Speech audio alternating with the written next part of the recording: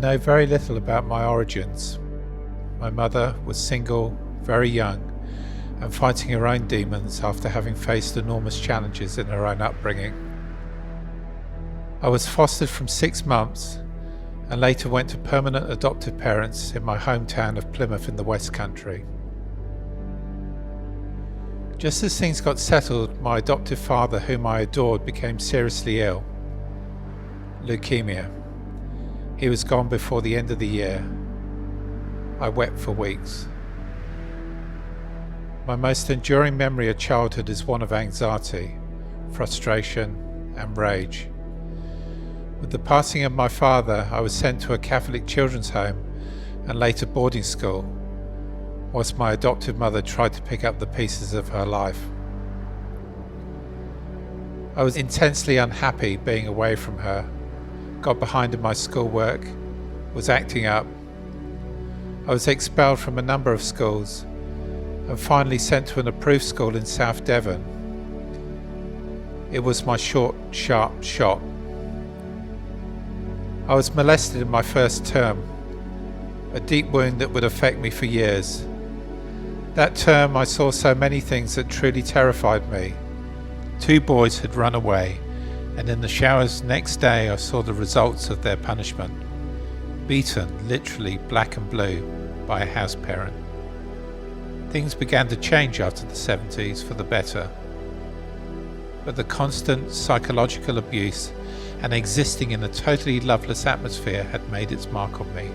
I left there like a bomb looking for a place to go off. If you take a puppy and are consistently cruel to it, the end result is a vicious dog. Leaving, I entered a strange and alienating world that I was completely unfamiliar with. I was just so angry and full of fear. I went through a series of relationships and petty crime, working in the nightclub strip of the city. I had years before found an escape through drawing, so entered art college. Moving to Cornwall to further my studies, I found myself alone and unable to cope.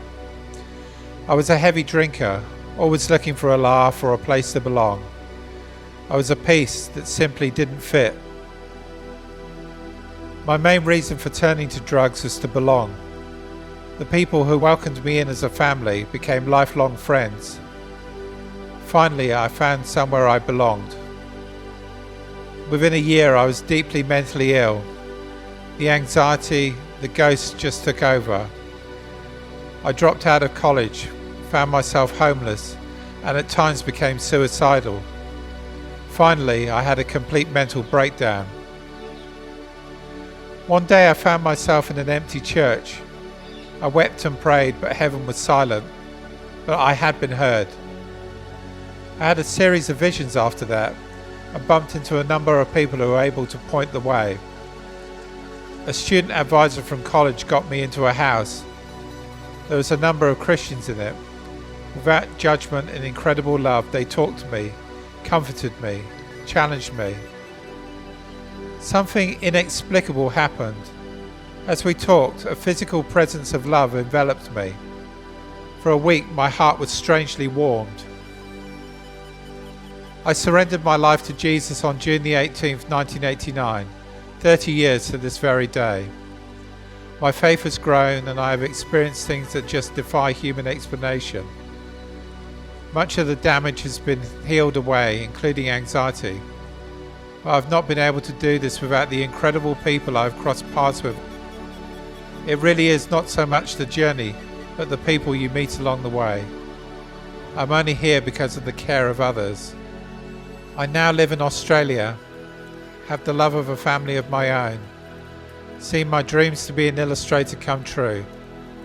No matter where you are, Jesus is reaching out. His invitation is always open.